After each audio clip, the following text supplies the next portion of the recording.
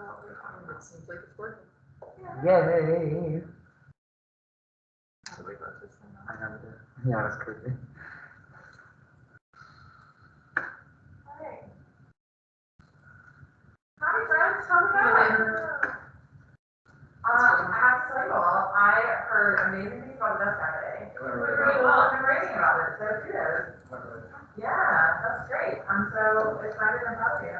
We'll probably do it again next Yeah, then we'll do another one. Next semester? What was this? What Yeah. was Death this? Death Cafe. It's Okay. like a chance to talk about death, like normalized conversations about death, dying, Or afterlife, kind of that stuff. Yeah. And what? Just like all students? We have students, we have Dr. Peter. Yeah. We have an alum that showed up because he still had access to the Thanks.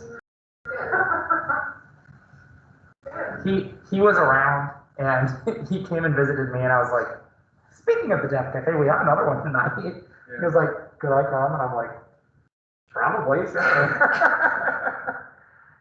Yeah, Lily Miller, sent me an email and asked if there was going to be another one, because she enjoyed it so much, so.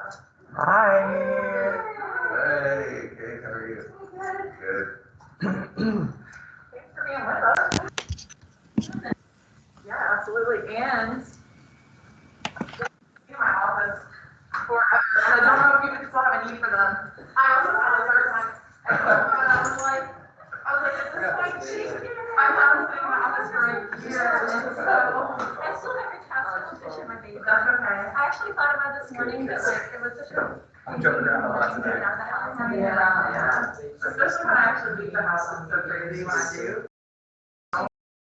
Yeah, so I can only happen for you before. Oh my gosh, this is great. Thank you. Christina, your ardent fans are waving.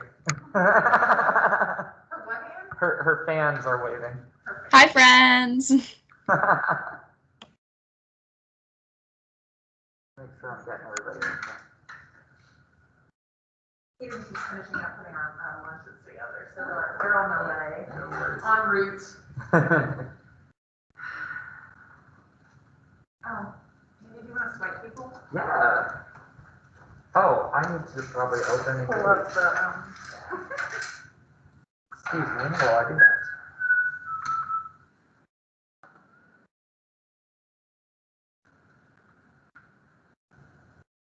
Father John's name actually showed up more this time. Does it not? Usually it shows up as iPhone a lot of times. Oh, that's right. That's only on the Zoom though.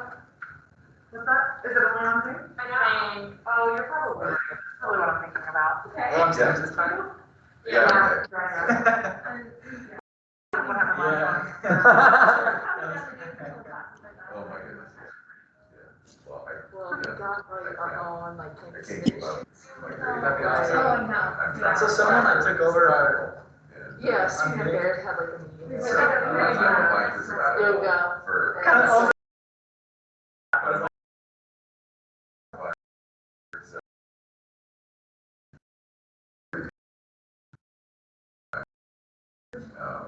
So, but anyway, so my grading is piling up and I'm like assigning more work, but I haven't given them feedback on it. So, yeah. I ran my phone into the ground last week because I put together all those proposals for like curricular changes. Yeah, right. Oh, Lord, for tomorrow, I think it's at 30, right?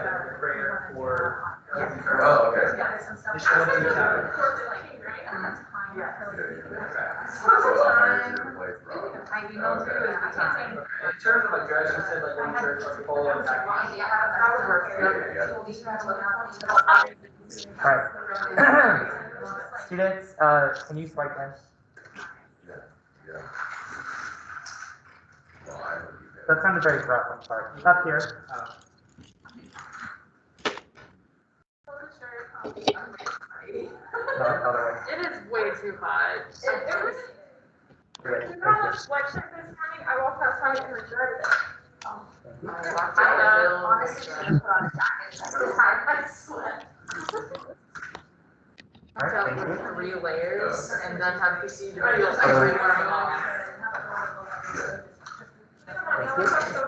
Everybody just swipe in? Okay. Literally disgusting. Other way. Okay, that. Sure. Alright. Yeah, I can imagine. Yeah.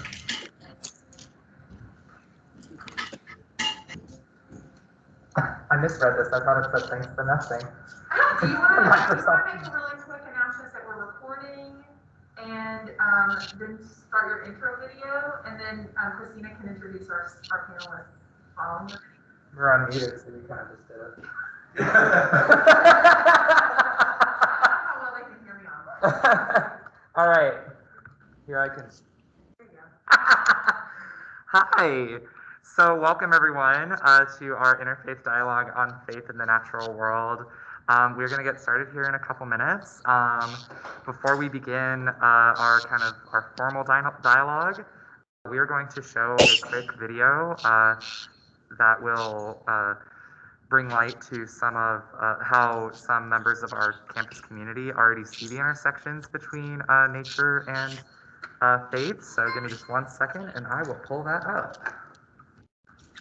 And everybody might want to mute their microphones until after the. Yes, yes. And please, hi.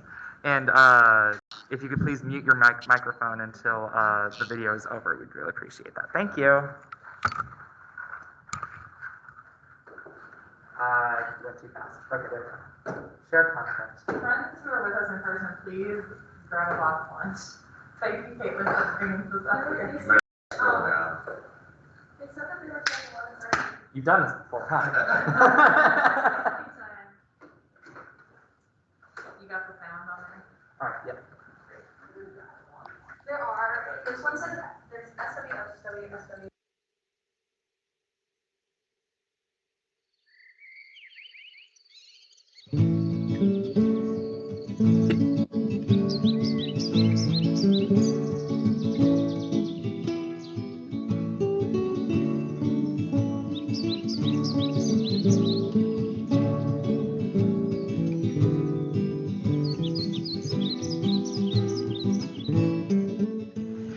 So growing up in a household that was very Native American, in a Native American family, I have a very big connection to nature. It's really the core of our religion, and it's all about being in balance with nature and staying close with it throughout your life and looking for signs in nature. I definitely just see like a lot of intelligent design in nature, and I practice like Christianity and follow scripture from the Bible. So one thing that I frequently think about is there's a scripture in Matthew 6 that talks about like not worrying because like the flowers of the field like continue to grow, and God continues to provide for all the animals even though they don't worry and things like that. I see nature more as a grounding experience. I myself am not very religious, but me experiencing other people in their own religions, I usually hear of nature as the place to go to when you're conflicted about your spirituality, or you're conflicted about where you want to be, where you want to go. So nature I just see as a grounding force. It's funny because I do not really consider myself a spiritual person, but the one place that I do feel some kind of connection to whatever spirituality I do have is outside in nature. It connects me to remembering that life is not all about me. There's so much vastness in the world, and seeing just how big everything is compared to the little problems in my life reminds me that it's going to be okay, and that there's so many things that are working outside of my control, and there's so much balance in nature. There's water and there's fire, and there's all these different elements that all balance each other out. Water controls fire, and that just reminds me that even if I have no control, something else is out there, and it is controlling things that I don't know about. I see God in nature. I am Catholic, and I see God in nature when there are so many beautiful things, that places I remember just seeing, like a sunset or sunrise, or even the colors of the leaves when fall comes. And I just think, how could there not be a God that created this? Honestly, in 2020, I think that we can definitely link the two, because we all need to come out from behind our screens and be face to face with one another, and like enjoy this world around us that's been created for us to participate in, instead of going behind to the digital and not engaging with one another.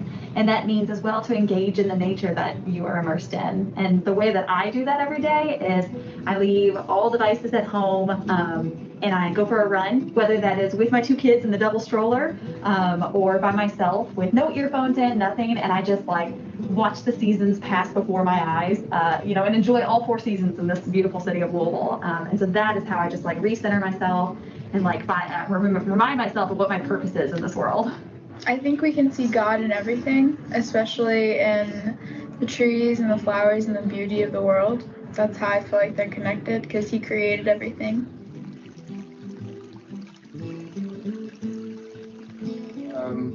Silent hikes or just being out in nature quietly. Usually I like to go camping and just sit in my tent and listen to the absolute nothingness. My favorite way to enjoy nature is my family has a lake house, and I've been viewing the sunsets there ever since I was little. I usually sit on the dock and watch them, and they're so beautiful every single time I go.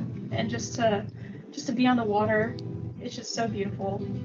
If I had a choice, I'd be outside all day. I love to hike. I love to run. That's where I feel my most at peace, is just being outside, being physical and active, but also just feeling fresh air on my skin and feeling like things are bigger than me.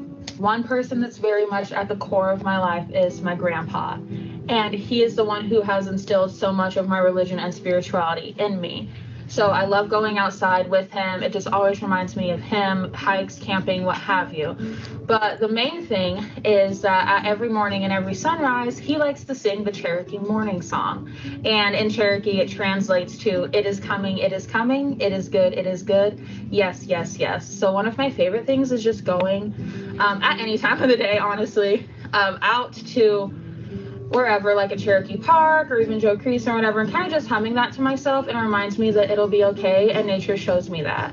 But I also am a photographer, and so I really like to just go out into nature and like take photos and portraits of people, because I think that, again, it's just that connection between like creation and the creator, and just seeing people that way. Watching it through my daughter's eyes, just like I said, the seasons changing and her just like wanting to get out there and like seeing her, that reminds me of like how we were all created in this space to, like just the joy of it. Like, let's run in the leaves. Let's roll in the grass. Mom, lay here beside me. Let's stare at the sky. Like that youthful, just like that is where we should all recenter ourselves in our faith with nature, at the center point.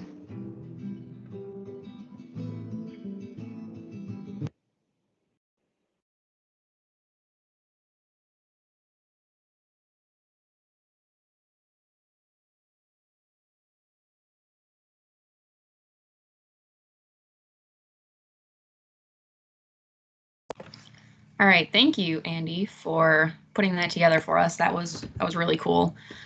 So for today's dialogue, we had our panelists send in videos beforehand. We're kind of still navigating the best ways to do these hybrid dialogues, but we had our panelists send in videos before. I know we've got 2 of our panelists online. I'm not sure if the other 2 are in person or not. But so we've got 4 panelists today that we're going to hear reflections from. We've got Dr. Justin Clausen. We've got oh, he's in there. Hi. We've got Dr. Kate Belinsky. Oh, she's there too. Wow, we've got everybody here. That's so exciting. We've got Karina Tate. She is a student here. She's online here. And then we've got Cody Nygaard, who is also a professor here at Bellarmine. So Andy, if you want to pull up those videos, then we'll get started.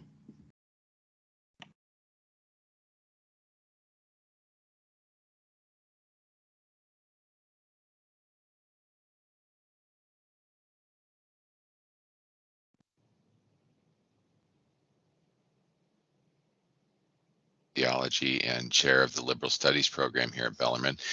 And what informs my worldview? Well, lots of things inform my worldview. And, if I was going to narrow it down, I would say probably place. So especially when it comes to my relationship to creation and the natural world, I was raised near wilderness in British Columbia in Canada. And so spent a lot of time at rivers and climbing mountains and swimming in lakes when I was younger, kind of the area of the country that many of you would think of as the Pacific Northwest, just a little bit norther than that. And so that really had a profound impact on sort of my understanding of the value of the natural world. Also, the second thing that influences my worldview is my Christian faith and my church affiliation, and that has sort of shifted and changed over the years as I think people's religious understandings of the world do. But that certainly has had an impact on my worldview and continues to do so. And then my worldview has also been influenced by my scholarship. So my research in areas of religious ethics, and in particular recently religious environmental ethics, has had a big impact on how I view the world. So the second question they have here is, how does your belief system influence your perception and or experience of the natural world and of creation? So my belief system, in terms of the Christian theological imagination, influences my view of and perception of the natural world in terms of its connectedness. So this is something that, I've learned also as a scholar and a student over the years, that, it's, for example, a scientifically verifiable statement that all things are connected, but it's also a theologically relevant statement. In the New Testament, you have, the New Testament writers interpreting the meaning of the person of Jesus as the Christ or the anointed. Reason that Jesus deserves that status in the early Christian imagination is because in Christ all things hold together, and so there is this sense of connectedness even in the New Testament's kind of pre-modern science understanding of reality. Also in the Hebrew Bible, I think I've been really influenced by texts in the Hebrew Bible that demonstrate God's almost, strange care for non-human creatures. In the book of Job, for example, which some scholars think is the oldest text in the Hebrew Bible, and you may know, the book of Job is about human suffering in many ways, and Job is kind of wrestling with God and with the suffering that he's experienced in his life, and why does he have to experience this suffering? And at one point, God kind of shows up in the scene and basically says, "Have you looked at a hippopotamus lately?" That's what scholars think that God means, or that the text is referring to. But in the King James, it would be, "Behold, behemoth." Like, look at this enormous creature. And most scholars think he's talking about the hippopotamus. And God just says, "Look how amazing this creature is. Look how it has no use for you at all." That is, you can't find a use for it, right? It is beyond human utility, and I consider it one of my favorite creatures. And in the midst of human suffering, in other words, God is trying to remind Job of the vastness of the value of creation, and that God's creative agenda really transcends just the human agenda. So lots of things like that would influence my perception of the natural world. What about your spirituality calls you to care for creation? Well, I think that if all things hold together in Christ, then followers are, it's imperative upon them actually to not live as if they are disconnected from the rest of reality. And that's often what we do when we make decisions about the kinds of products that we're going to use and purchase, the fossil fuel that we're going to burn, because, at the moment it happens to fit with our plans and our agenda. But when we do that without proper consideration of the effects of those actions on the rest of creation, we're actually neglecting something that's totally fundamental to the Christian imagination of the world. So that calls me to think about and care for creation. But also, the Christian tradition calls me to care for creation because the biblical God is constantly reminding human beings of the would-be forgotten creatures. That includes marginalized human beings, and it also includes those living and non-living things that God has made and has declared to be very good, but which we would sometimes neglect or dismiss as having no value. And so because the voice of God in the biblical tradition is always illuminating those places that our ignorance, that our callousness, that our pride would rule out of moral consideration, I feel like that is always a call, right, to see more than we would see by habit, and to elevate its value. How does this factor into my work on campus and in the community? In the upper level theology courses, I teach courses in religious ethics. One of them in particular is called Theology, Nature, and Environmental Responsibility, and I've taught that for quite a few years now.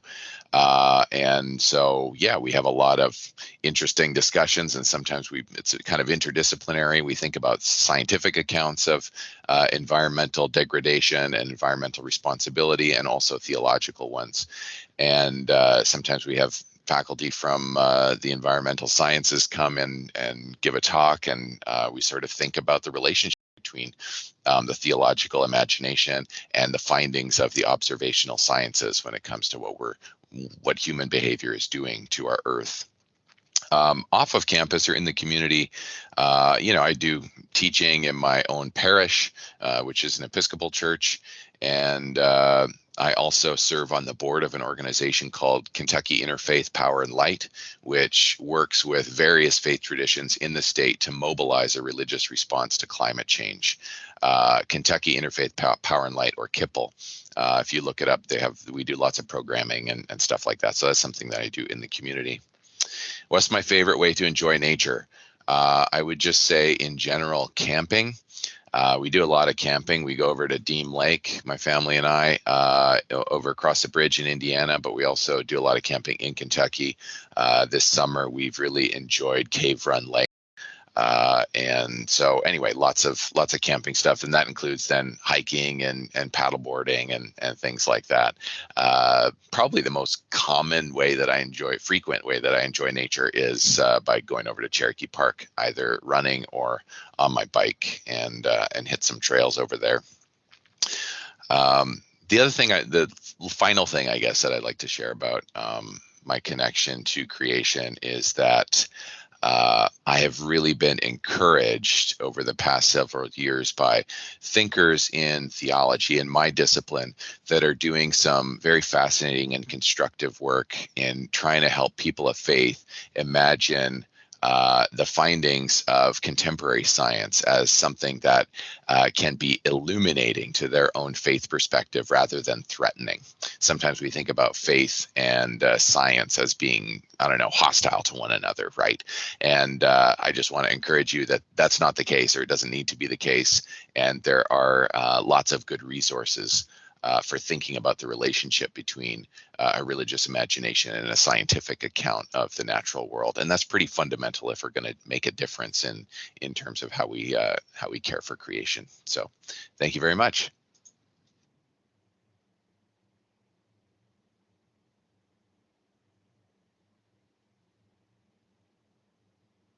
Hello, everyone. My name is Dr. Belinsky, and I'm an associate professor of geology in the Department of Environmental Studies here at Bellarmine. I want to thank you for inviting me to talk to you about some of my thoughts about caring for creation. So the first question that was posed to me was, what informs my worldview, like whether it be my spiritual home, my religion. And I can tell you that I am a practicing Catholic, who was born and raised in the Catholic faith, and it is a really important part of who I am and who and what my family is like. My husband is an ordained deacon in the Catholic Church, and part of what I really value about Catholicism is how much compatibility there is between faith and science, and that also informs the way that the Catholic tradition views caring for creation. And I think I'll be getting into that in a little bit, but I was very much heartened to see Pope Francis release his encyclical on the environment called Laudato Si a few years ago that really detailed a lot of the way that the Catholic faith views our relationship to the world. So that is a big part of my inspiration. I also much value the commitment to social justice causes through the Catholic faith tradition. All right, so the next question, and maybe I already answered some of this a little bit, is how does your belief system influence your perception or experience of the natural world and creation? Well, I would say a lot of my perspective on the natural world and creation actually comes from my profession, and it does have some intersection points with my spirituality. So for my profession, I study paleontology, which requires me to have a very long view of the Earth in terms of how old the Earth is. 4.6 billion years old. And so it's just amazing and fantastic to think about an Earth that old and all of the things that have happened on it since its origin, like all of the creatures that have lived and gone extinct, changed over time through the process of evolution and all of that. And then humanity is like this little blip at the end of all of geologic time. And I think like that kind of perspective of humility about humans is a big part of how I think about the natural world and about creation. So, you know, when we think about humans as a very tiny fraction of Earth history, and then we see how much influence human beings have on the Earth, it's kind of mind-blowing. Like, we've transformed the Earth through agriculture, through building cities and roads, through changes to our atmosphere and our oceans in a very short time span compared to the very, very old Earth. And so that is my motivation for why I care so much about creation and why I study it. And my own faith tradition is very much compatible with that. If we want to be caring for each other, as Jesus calls us to do from the Catholic perspective, we better be taking care of the Earth as well, because taking care of the Earth means caring for each other, because we rely on the Earth for just about everything. Okay, and I think some of these other questions I'm also kind of answering as I go. What about your spirituality calls you to care for creation? Well, if we are going to be committed to social justice concerns for caring for the poor and the vulnerable, we better be taking care of the Earth, because as we upset the balance of the Earth, it causes natural disasters to be more severe, famine and drought, and that, of course, is going to affect the most vulnerable around us. So if we're caring for creation, we really are caring for each other.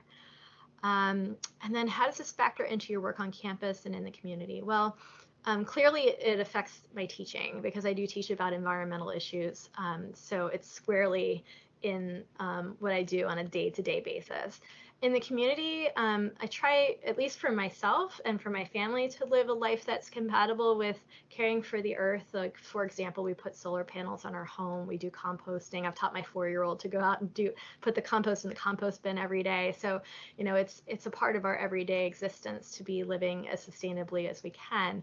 And then I also serve on the board of a nonprofit called Kentucky Interfaith Power and Light. And the mission of that organization is to kind of mobilize a religious response to climate change. So we work with faith traditions of all different kinds to try to promote sustainability, green energy, activism, advocacy across the board.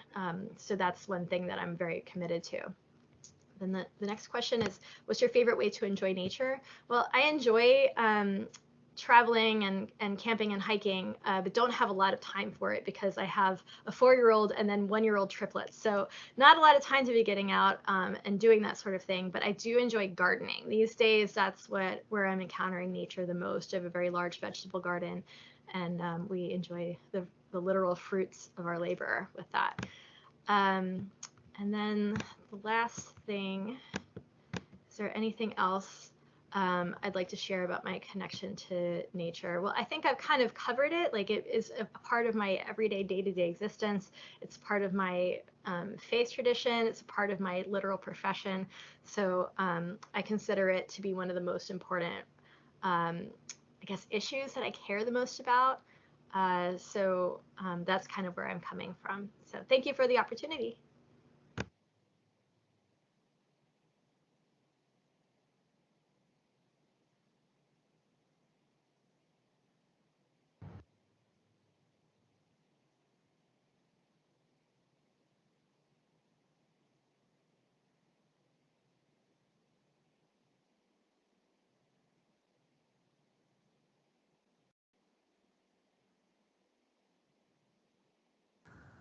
One moment, please.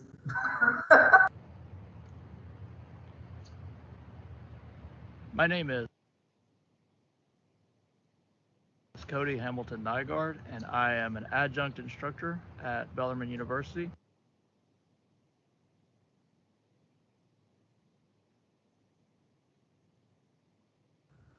It's nothing personal. We're going to switch to the other one while this one loads.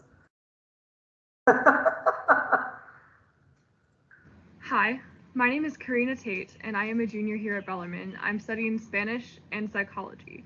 So, as you might imagine, connection with other people is pretty important to my worldview.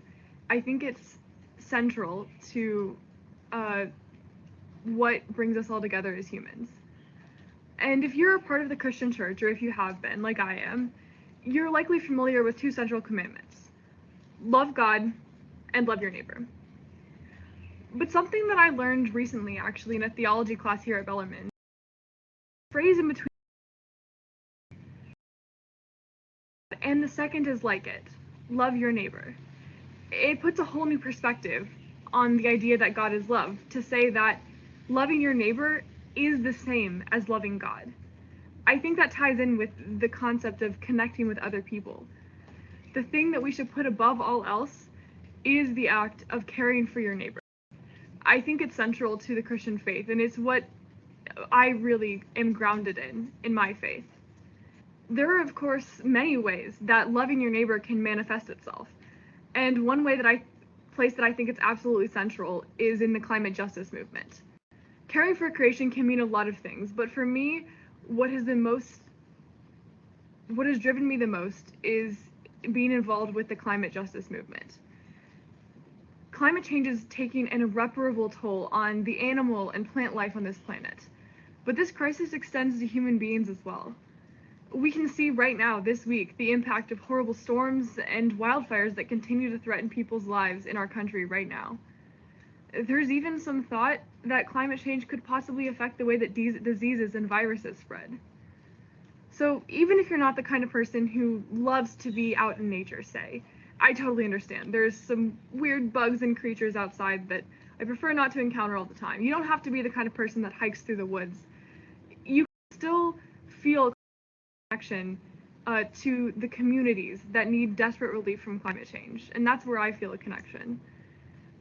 One of the things that we know about climate change and environmental injustices as well is that they intersect with so many other movements for justice. Climate change disproportionately affects racial minorities in the United States, and it affects the most vulnerable populations worldwide. In 2017, it was estimated that 1/3 of global refugees had to flee due to a sudden onset of a natural disaster. And the World Bank estimates that there will be 143 million more climate refugees by 2050. Climate injustices are clearly a crisis facing our generation, and it will be for decades to come. And it's something that needs to be addressed. But it can be really difficult to look at a problem that huge and wonder what you can do about it. There's a lot of emphasis on personal actions you can take, recycling, driving your car less. But I think that one of the most impactful ways that you can get involved is to find a community and organize community action. One of the ways that I've been doing this is that over the last few years, I've become involved with the nonprofit organization Kentucky Interfaith Power. KIPPL's mission is to promote a spiritual response to climate change. That frequently means working with religious groups, different faith organizations, but that also means working with individuals who feel a spiritual call to care for creation, care for nature, whatever you may call it. I think that many people can find that sort of call for and to take action for the shared planet that we live on, whether you're involved with a particular religious organization or not. Faith communities provide a very powerful source of energy in movements like movements to combat climate change. It's incredible working with people from all faiths and walks of life, coming together as a community to celebrate a love for nature, to advocate for conservation, protection, and action to address environmental issues. In any given community that you're a part of, the youth are the future. But what's incredible in the climate justice movement and in many movements for justice around the world today is that the youth are the ones leading it. Groups like the Sunrise Movement or the Kentucky Youth Climate Strike have been completely centered and organized by people my age and younger than me even, and I'm only 20 years old. I'm really inspired by all the people and environmental activists in generations past, people who continue the fight, and people who will continue it beyond me. What I would encourage you all today to think about is to consider what your community is. It could be a particular congregation or a faith group. It could be a student group, maybe an RSO here on campus. Maybe it's the people that you work with. Maybe it's the classmates that you have in a particular class. Maybe it's just your group of friends, your family, the people that you share a home with. Think about what your community is and reflect then on what your role could be. You don't have to come up with the solutions all on your own. There are organizations that already exist that your community can get involved with and can take the lead from. Find one that fits with your worldview, fits with the people around you, and that you think that you could dedicate some time to. You don't have to do everything, and obviously no one person can. But if we can organize our communities so that everyone does something, that's how real, lasting change can be affected. And just as a final note, one thing that I've been doing to try and connect with nature a little bit more recently is just to sit outside when I can. When the weather's beautiful, take advantage of it. It's a nice reminder and a simple way just to get out of the house for a little bit, which I think we can all use right now. Thanks.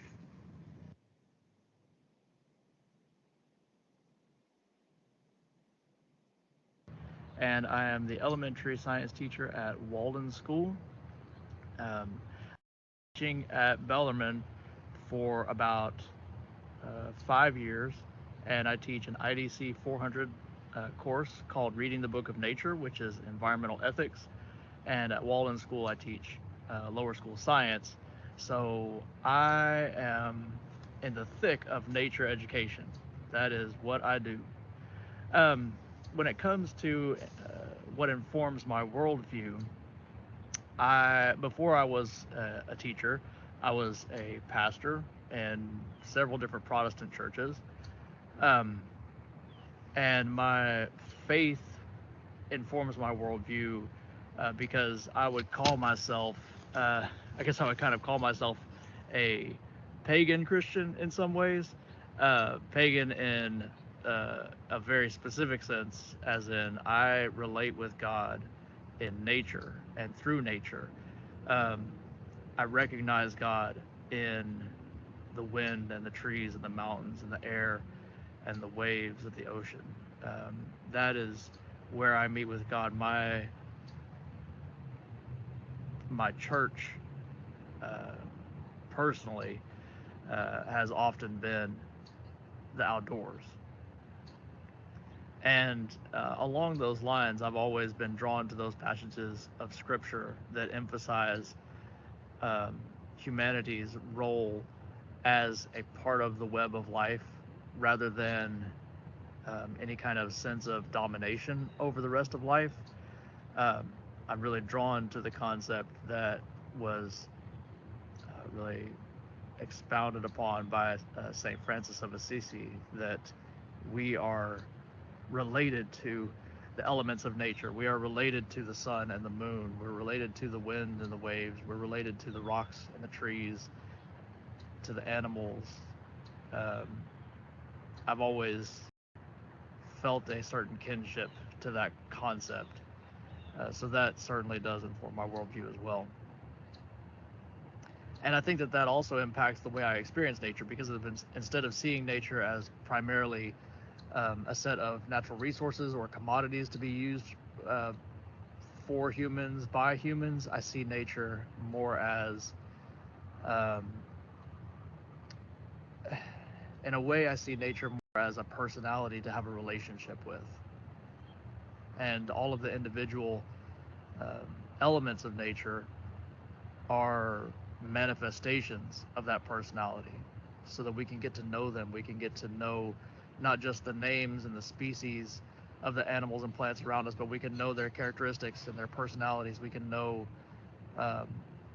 more about them through experiencing them directly, and at the same time, we can come to know more about ourselves through our experiences in nature, just as you would as you have an experience with any friend of yours.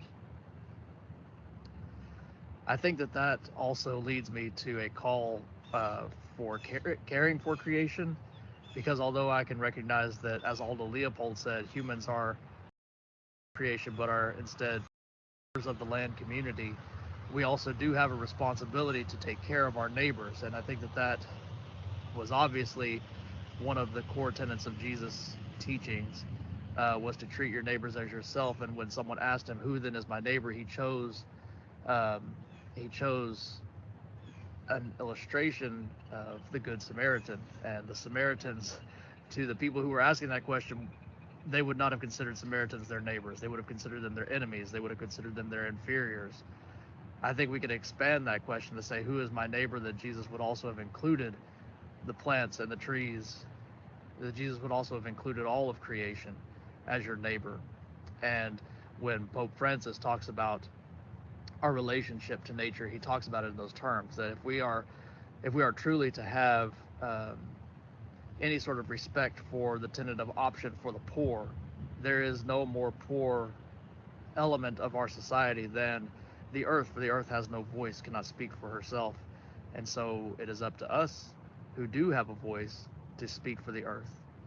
I also recognize that in Christian theology, a lot of times the earth has been given short shrift and has been sort of relegated to this side concept, and that's even kind of historically been sort of the bane of the environmental movement, going all the way back to the 70s, with Lynn White Jr. writing the roots of our ecological crisis. And he points out that the Abrahamic religions and their insistence on dominance over nature has been a big part of the degradation of our world.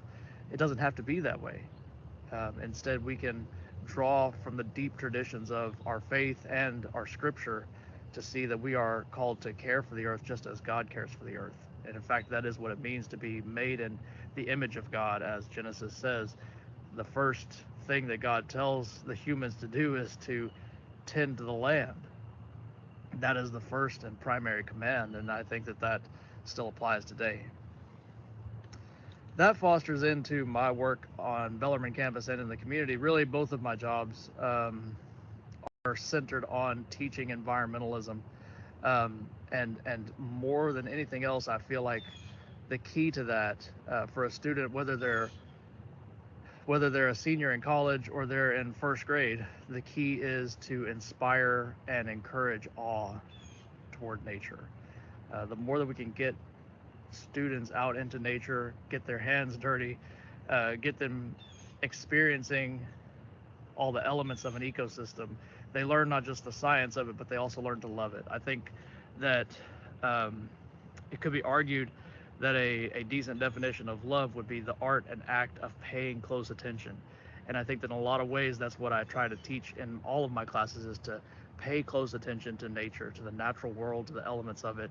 When you learn what a healthy ecosystem looks like, you can also identify what an unhealthy ecosystem looks like. When you learn what causes those unhealthy ecosystems, you can also learn how to change things. And I think that is ultimately my goal, is to raise up a generation of students who are in love with nature, who know how to pay close attention to it.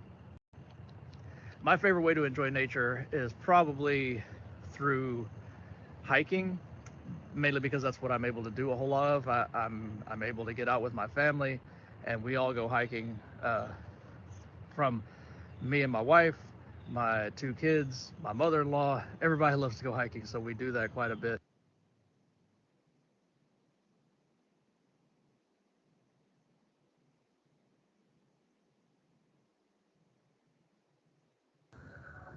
Sorry about that, folks. I don't know. I'm sorry about that. It's having trouble loading me up there, but alright.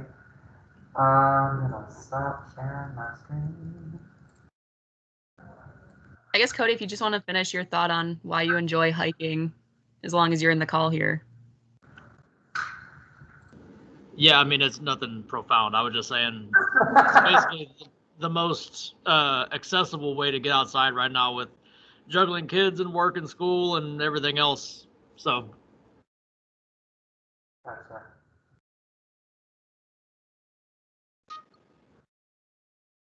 Sorry, I'm also in the chat.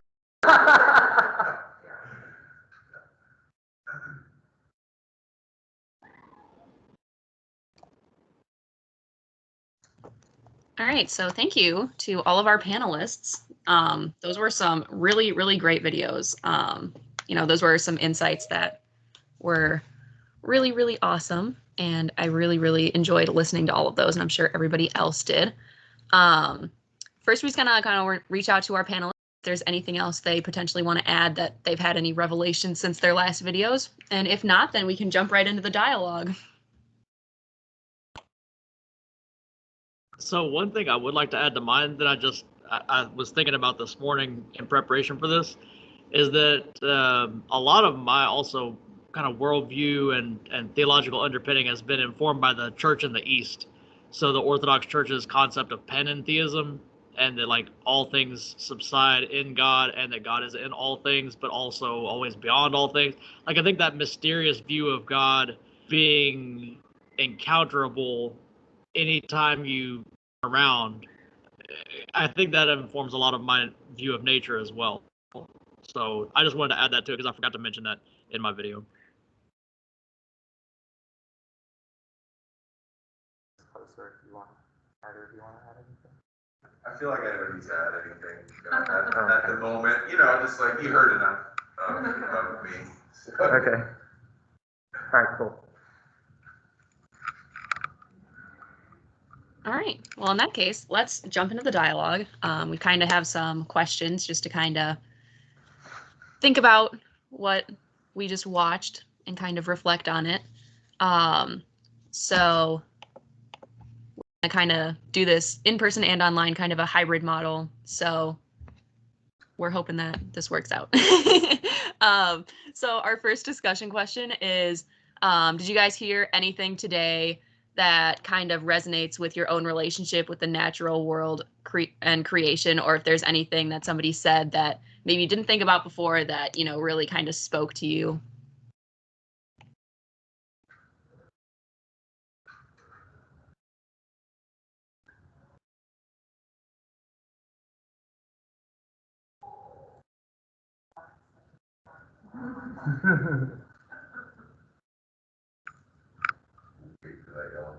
Yeah.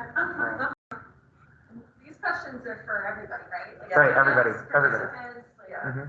I really want to hear what some of the students are thinking about. I mean, I can speak to like what Karina said. Like that's something that I had never thought of before, of like how loving your neighbor like means caring for the environment, or even like some other people have said this too, like thinking of nature as your neighbor. It's just something that I had never thought of before. And like why I did think stewardship of the environment is important for my spirituality, I never really connected it to that verse or that commandment. Yeah, thanks. I'm really glad that that could resonate with you. I think that especially for people probably of our generation, like that kind of activism stuff is something that we see a lot, and it's probably something that I think a lot of people relate to. So I think that, trying to connect all these different aspects of people's lives, like what you're hearing with whatever faith tradition you're part of, and then what you're learning in classes, and then, like whatever movements you're part of with your friends or on social media or things like that. It's like just trying to connect all of that and like actually get yourself grounded in something is difficult to do, but can be really like, that was something that was really like helpful for me. So I'm glad that I could share that.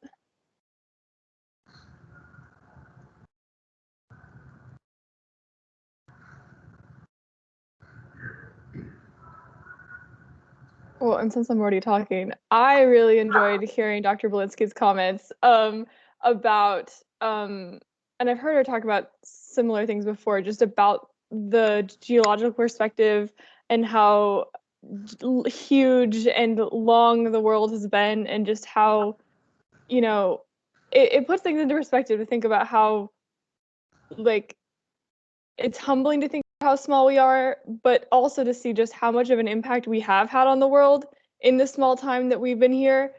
And to think about how, even though a lot of that has been probably negative in terms of caring for creation, how we can also have a positive impact if we've been able to do so much in such a little time.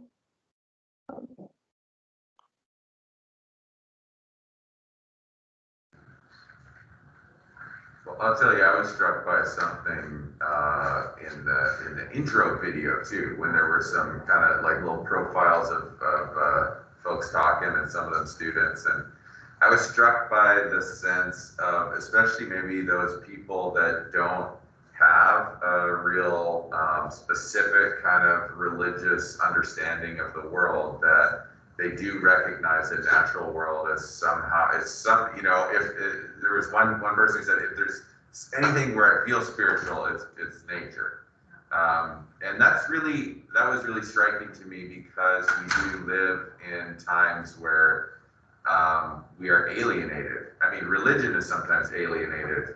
I mean, sometimes, as Cody was pointing out, it's the worst offender, or it has been at some points in its history. So, yeah, it's just kind of, and maybe it's like pandemic thoughts too, right? That like how rewarding it can be to be outside and to, just lay there and look up at the sky or whatever, right? And we all need that, like, therapeutically, but we sometimes don't connect, actually, that the therapeutic feeling is actually part of, embracing spirituality. Like, we don't separate those two things. So anyway, I just found that striking, and I've definitely heard it a lot from my students. Students are like, I'm totally an atheist, and I'll say, like, okay, well, like, when do you feel like really transported and fulfilled? And they'll always tell me a story about like a sunset or a time they climbed a mountain and stuff like that. So it's just, yeah, it just feels even more imperative than when I hear stuff like that, to like get outside, and reestablish that connection.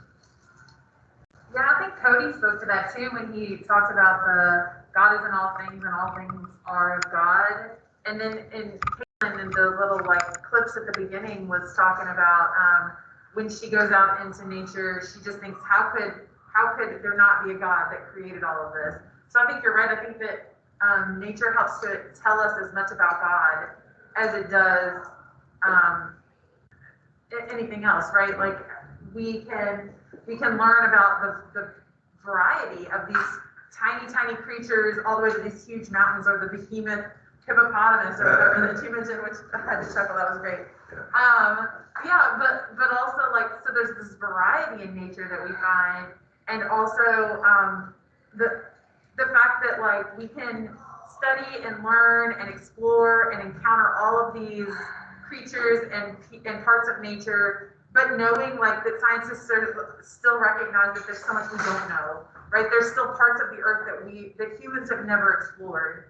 And so that whole idea of the value of God's creation transcends what we even know, not only our utility, but what we even know. And so I think that also is kind of helps me to better understand all of the interfaith workings of people exploring through their own lens, trying to understand God, and recognizing that no matter how much we learn, no matter how much we know, that we will never know it all. And I think that's also reflected in our understanding of nature, and it's just kind of cool too.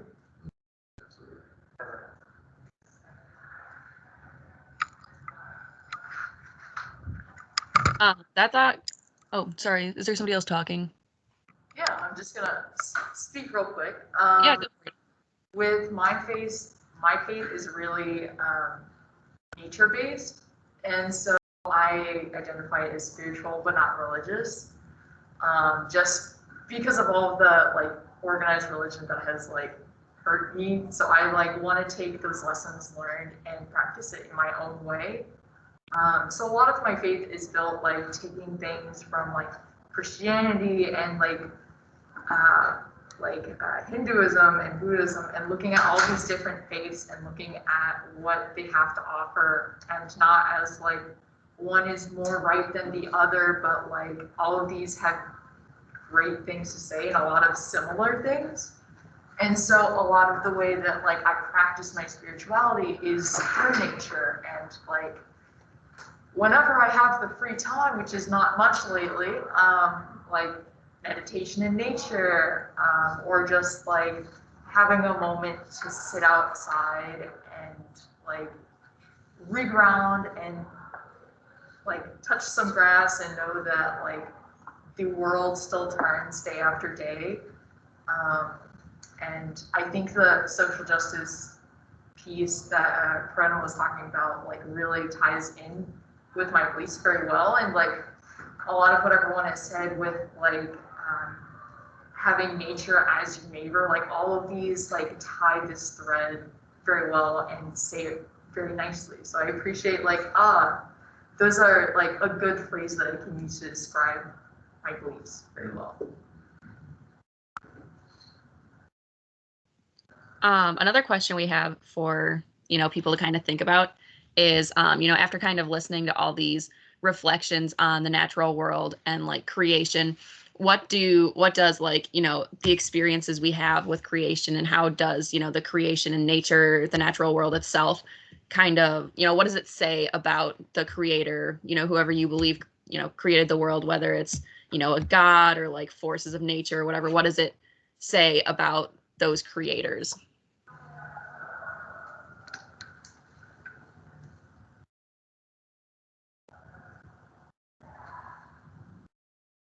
I can work on that.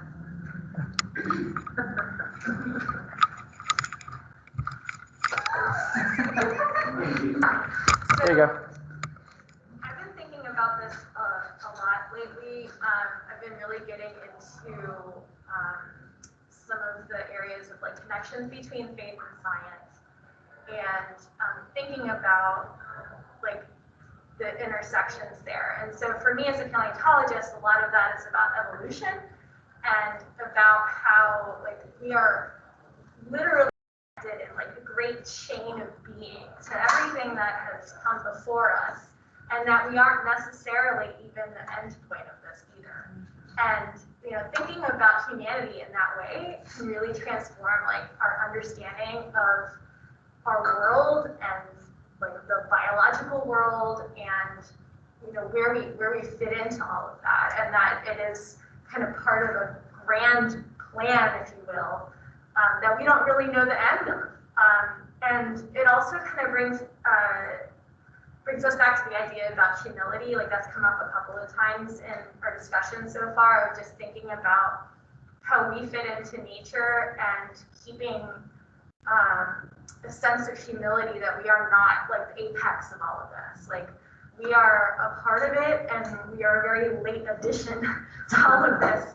And understanding our role, I think, can only make us understand our responsibility for it. Like that we are very humble creatures that have been given this great responsibility, like greater than we deserve. And how do we actually work with that? So that's the kind of stuff that's been churning around in my head a lot lately. I'm not really sure where I'm going to go with that in the future, but I think there might be some, research directions that I might take on with that. So not scientific exactly, but I don't know, I've just been really interested in it lately.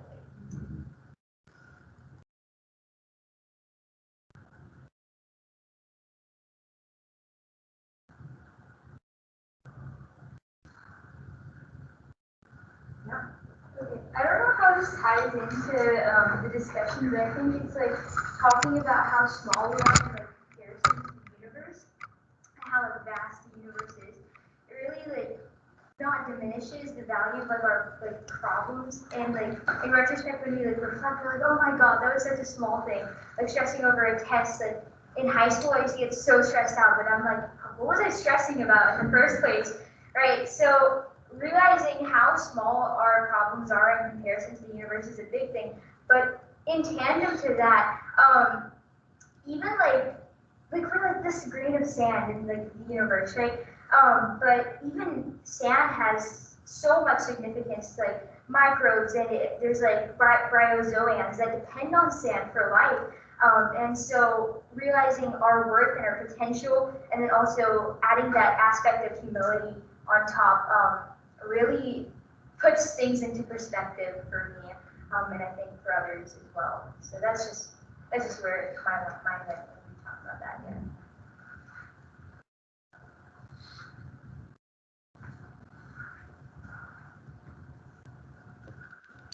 All right, well, I guess we'll just wrap up.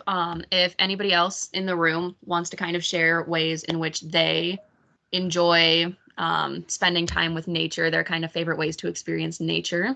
If anybody else wants to share that, otherwise I can wrap us up if nobody wants to share. I guess I can start though. I spend my summers up in Michigan, specifically on Mackinac Island, which is a tiny little island in Lake Huron that does not allow cars. So the only way to get around is walking, biking, or by horse. So it's just so peaceful, and I love just riding my bike around and just enjoying, in the middle of the island, it's like vast woods, and then like on the edge of the island, obviously it's an island, so there's water. So just, experiencing all the different aspects of nature in just like such a short amount of time, and just seeing the vast differences between the different areas.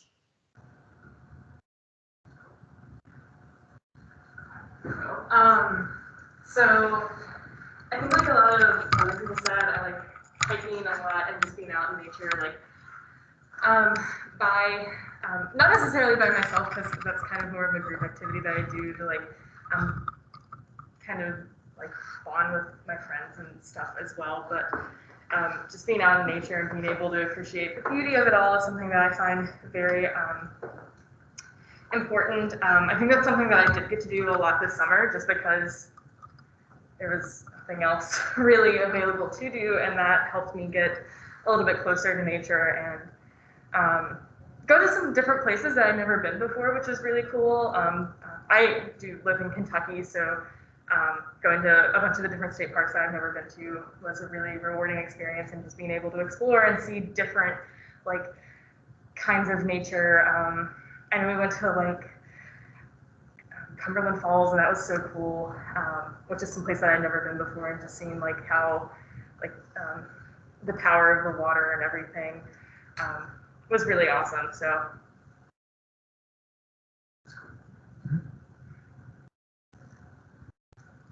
Cumberland Falls also has a rainbow, so like go check it out. It's really cool. You want to go? Okay. So going along those lines, I think that nature really has like the potential to keep us present in the moment, right? And so for me, I'm not really an outdoorsy type of person, but my nature is encompassed by like, when it is outdoors, I like it to be at nighttime, right? It's just like you see the stars. And so what I did this summer during, our coronation, I would like drive at 3 in the morning. Sometimes my parents were asleep, so they didn't know I was doing this. So I would like get in my car, and I'd like turn off those tunes or whatever, like from throwback music, so like Disney and whatnot. And like I have this like you can like turn, you can pull up the sunroof or whatever in the car. So I look over the stars, and I was like, oh my God, this is so pretty. So that was my way of being immersed by nature, because, there's AC, there's music, and you see the stars, and it's 3 in the morning, so you feel like you're like really adventurous and like super cool. So yeah, that's my experience of nature. Climate controlled nature, that's I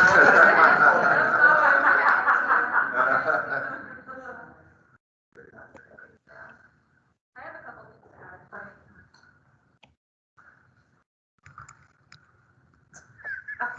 I love this time we're living in. This is great. So just one thing about something I observed today, just walking to this.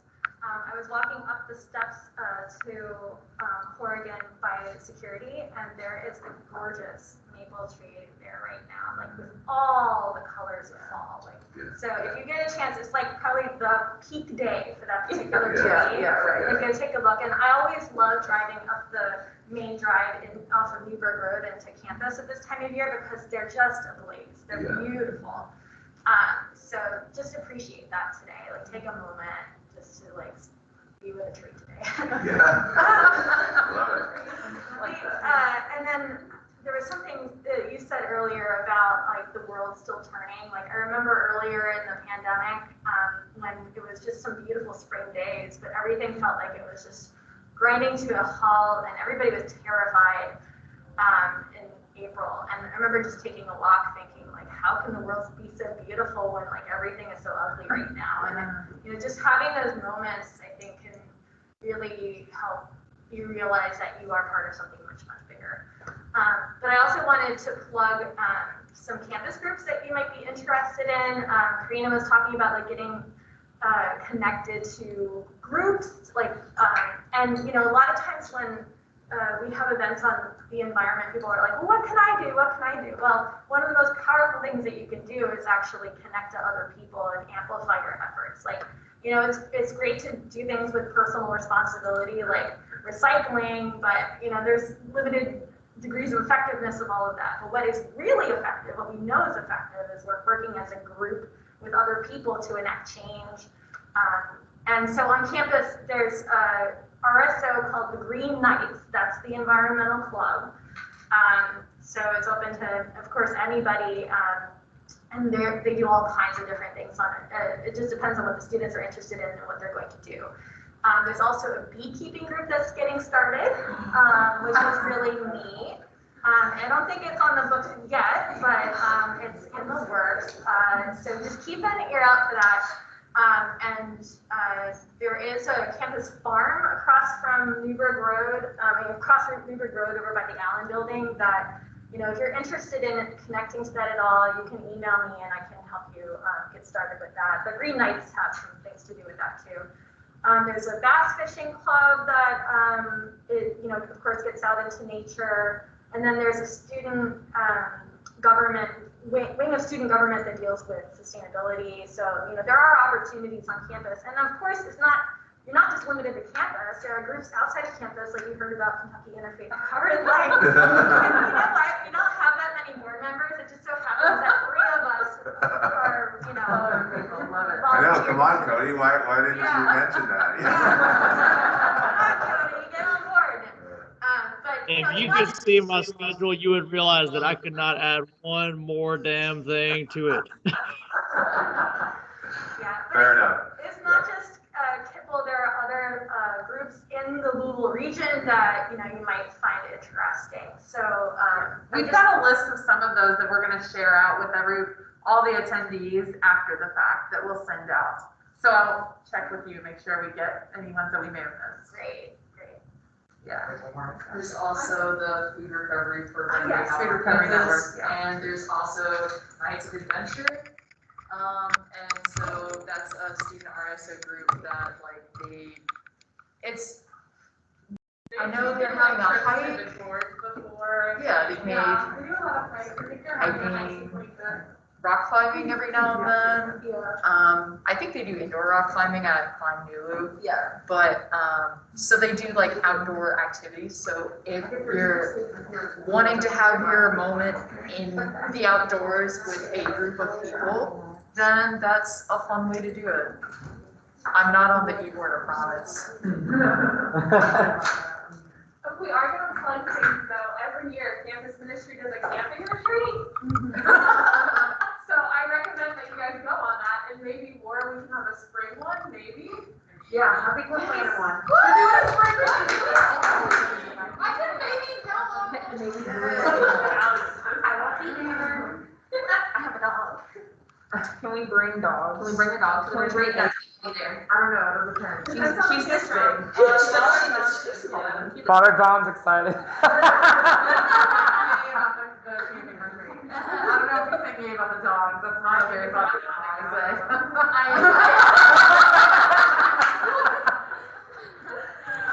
Oh my goodness. He said that we could bring the dog.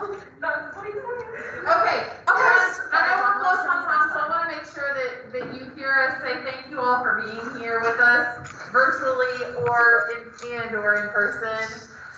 We do have some surveys. Oh my gosh, we have a survey. If you're here and you have a few minutes to fill out a paper survey, please do. For those of you that are online, we will send that to you we'll email you the surveys. We also have blue light blocking glasses that are really good for preventing headaches and other eye strain with all the digital time that you're probably all spending right now. So please grab a pair if you're here. If you're at home, we can send that to you. Or if you're in your residence hall room or whatever, we can send those to you.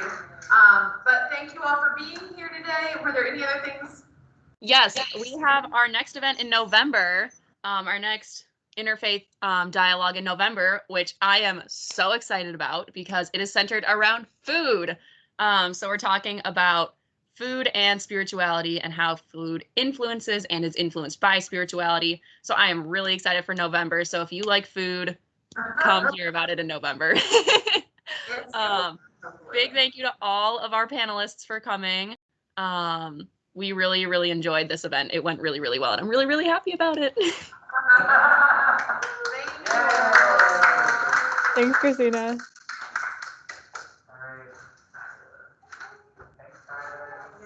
Alright, we're gonna sign off, Christina. Thank you so much. Thanks, online friends. Bye, friends. Oh,